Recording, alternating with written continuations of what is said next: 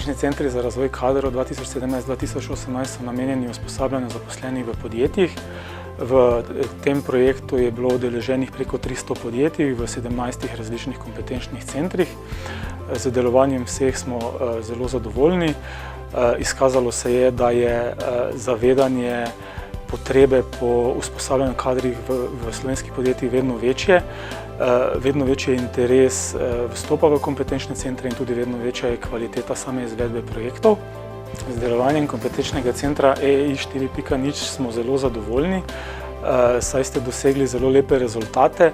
Že vaš model kompetenc je bil zelo kvalitetno pripravljen, predvsem smo pa zadovoljni z izvedbo tolikega števila vključitev, saj ste presegli napovedane vključitve za 46%. To kaže na to, da je bilo partnerstvo zelo dobro sestavljeno, zelo dobro vodeno strani projektne pisarne in pa tudi podjetja, da so zelo dobro vedela, zakaj so v projektu in so tudi projekt zelo resno vzela. V času vsesplošne digitalizacije predstavljajo ustrezno usposobljeni kadri enega izmed večjih izzivov, s katerim se soočajo podjetja globalno. Slovenska podjetja seveda niso izjema, prav tako tudi ne podjetja slovenske elektroindustrije in elektropanoge, ki predstavljajo glavnino ustanoviteljev in članov TECES. V TECES-u se zavedamo strateške pomembnosti področja razvoja kadrov, zato smo tudi na pobudo naših članov aktivno pristopili k vzpostavitvi kompetenčnega centra za razvoj kadrov v elektroindustriji, ki predstavlja enega izmed prvih korakov pri reševanju tega izziva.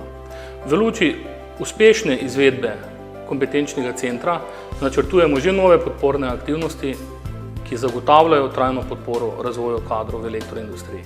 Fundacija Prizma je bila v kompetenčnem centru elektroindustrije kadrovski partner in v tej vlogi smo poskrbeli za pripravo modela kompetenc, ki je bil tudi vodilo vsem partnerjem pri razvoju kadrov v teku trajanja projekta.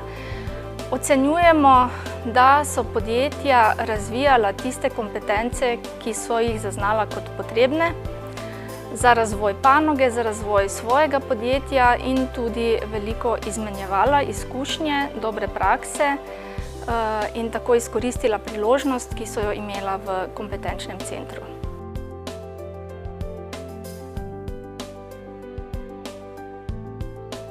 Gorenje ima že dolgoletno tradicijo izobraževanja, ogromno vlagamo v izobraževanje, ampak vedno iščemo nove priložnosti za to, da se še kaj naučimo. Predvsem za nas je zelo pomembno, da se povezujemo tudi z drugimi podjetji, da lahko prenašamo tudi to znanje, ki ga imamo in seveda, da dobimo tudi znanje drugih podjetij. Zato radi vstopamo v projekte, kjer se lahko kaj novega naučimo, kjer vidimo, da se lahko naši zaposleni razvijajo. Učenje poteka v dveh smereh. Tako kot se mladi od starejših učijo, se tudi starejši danes od mlajših učijo. Enako je s podjetji, prednost manjših podjetij je zagotovo v tem, da celovito obvladujejo posel. Mi smo bolj razdrobljeni, seveda smo večji specialisti. Mi se lahko zagotovo od njih učimo določene fleksibilnosti, prilagodljivosti in tudi kakšnih zelo praktičnih rešitev. Za vključitev aktivnosti kompetenčnega centra smo se odločili predvsem z namenom prispevati razvoju elektroindustrije, seveda tudi našega podjetja, ker ugotavljamo, da tako podjetje kot v elektroindustriji primanjkuje kompetentnega, ustreznega kadra. Na nek način smo kompetenčni center videli tudi kot neko možnost povezovanja kadrovskih aktivnosti znotraj elektroindustrije in pa tudi kot možnost vplivanja na definiranje vsebin bodočih poklicev. Ta projekt, kot smo se vključili zato, da dvignemo kompetentnost naših zaposlenih, predvsem na tistih področjih, kjer smo ugotovili, da imamo podzaloženo znanje, povečujemo prodajo, potrebujemo dodatna prodajna znanja za osvajanje trga. Na drugi strani pa imamo v firmi, ki se v zadnjih letih intenzivno širi, nove tehnologije, za katere je treba usposobiti vse naše zaposlene, da jo obvladajo, da jo izkoristijo. In v zadnjih 2 letih smo zaposlili kar nekaj novih članov te tehnične ekipe, in si želimo, da se to znanje poenoti. Vključenost v kompetenčne centre razvoja kadrov smatram kot koristno predvsem z vidika prenosa dobrih praks med podjetji in pa razvoja kadrov. Vsekakor je to za podjetje pozitivno, je pa veliko odvisno od energije in vložka partnerskih podjetij v povezovanje in sodelovanje. V Kod smo šli z veseljem, ker je v domelu izobraževanje za nas zelo pomembno. Vsi naši izdelki temeljijo na inovativnih rešitvah in razvoju in ravno zato nam je izobraževanje in usposabljanje zelo pomembno. Sam projekt smo skušali vključiti čim več zaposlenih, se pravi od proizvodnih delavcev do vodij, do razvojnih strokovnjakov. Se pa rezultat kaže sigurno v dobrem poslovanju, v zadovoljstvu zaposlenih in pa v njihovem dobrem delu. Iskra DD je globalen ponudnik inteligentnih industrijskih rešitev in vrhunskih tehničnih izdelkov in s partnerji iste panoge smo se povezali tudi na projektu kompetenčnih centrov za razvoj kadrov. Prednost takega povezovanja smo videli predvsem v skupnem timskem detektiranju manjkajočih kompetenc, saj smo ista branža in imamo zaposlen zelo podoben profil. S formalno izobrazbo se pridobijo temeljna osnovna znanja, praktično delo in nenehen eksponenten razvoj pa zahtevata nadgradnjo vseh obstoječih znanj, ki se pridobijo z različnimi usposabljanji. Za naše sodelavce so bila ravno ta usposabljanja v sklopu projekta kompetenčnih centrov elektroindustrije, ki so bila praviloma kontinuirana in ne kot enkratni dogodek, zelo pozitivna izkušnja. Pridobili so nova potrebna znanja, ki so jih delili med sodelavce in se na ta način še bolj povezali. Pristopili smo zaradi tega, ker zelo verjamemo v izobraževanje in razvoj zaposlenih. Preko izobraževanja dosežemo ta razvoj, verjamemo v povezljivost med podjetji, radi slišimo in delimo dobre poslovne prakse. Mi smo zelo razvojno naravnano podjetje, tako da največ pozornosti usmerjamo v razvoj naših razvojnikov, ki razvijajo dejansko nove produkte in zato smo se tudi odločili, da smo večino izobraževanj namenili njim. Rezultate smo opazili na prav vseh področjih. Veliko se je pokazalo na komunikaciji že med samimi zaposlenimi.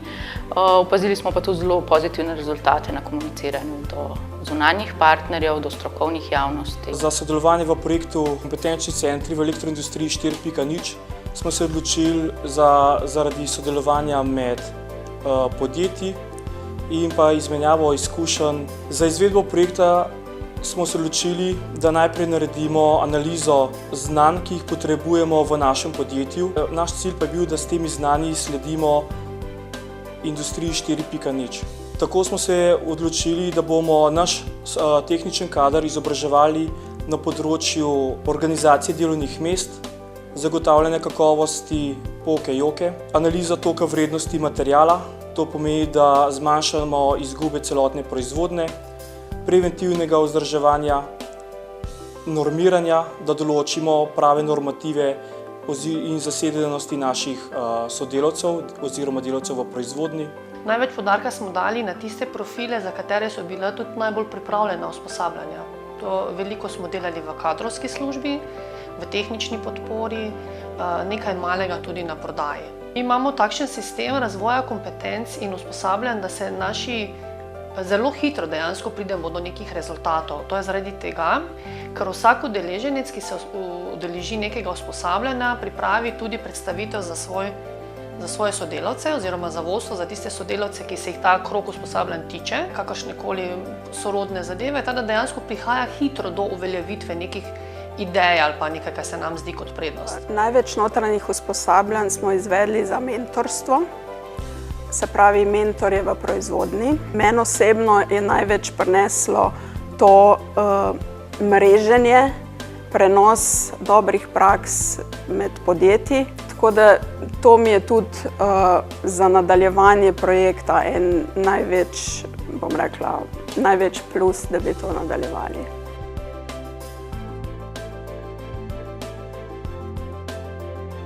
Prednosti prepoznavamo s strani pridobivanja znanja elektrostroke in povezovanju podjetij s strani branže elektroindustrija. tudi še ostalo kaj nerealiziranega, pomeni, da bomo še delali na planiranju usposabljanj, da še imamo odprte teme, ki jih moramo pridobiti, znanje, ki ga moramo nadgraditi. Torej si želimo tudi v prihodnje sodelovanja na podobnih razpisih. Najbolj smo krepili kompetence z področja elektroindustrije in pa strojne izobrazbe. To pomeni, da smo se res fokusirali in poudarili izobraževanja na stroki. Več poudarka smo nekako dali na razvoju mehkih veščin. Mi smo bolj tehnično podjetje, proizvodno, sicer tudi prodajno, ampak pogosto opažamo, da imamo ogromno tehničnega znanja, nimamo pa toliko znanja z področja vodenja projektov, sodelovanja, timskega dela. Zelo pomemben je bil tudi razvoj kulture inovativnosti znotraj kompletnega izobraževanja, komuniciranje, vodenje. Tem področjem smo dali dejansko največ poudarka. V prodajni akademiji, ki smo jo naredili za naše zaposlene, smo dvignili nivo veščin naših prodajnikov pri komunikaciji s strankami. Imamo veliko takih stvari, ki jih znamo, po drugi strani pa ne vemo, kako jih umestiti. Prvenstveno je bil namen o tej tematiki vitke proizvodnje, da se o tem izobrazimo, zaradi tega smo kar nekaj metod te vitke proizvodnje uvedli in pa seveda na projektne vodenje, ker projekti so čedalje bolj kompleksni. Mi delamo končne izdelke, ki vsebujejo ne samo izdelavo izdelka, ampak še marsikaj drugega od certificiranja in tako naprej. Že omenila, smo dali poudarek na tujem jeziku, boljša komunikacija in z našimi strankami, dobavitelji in partnerji je omogočilo tudi več zaupanja z njihove strani v naše produkte, storitve in naše znanje.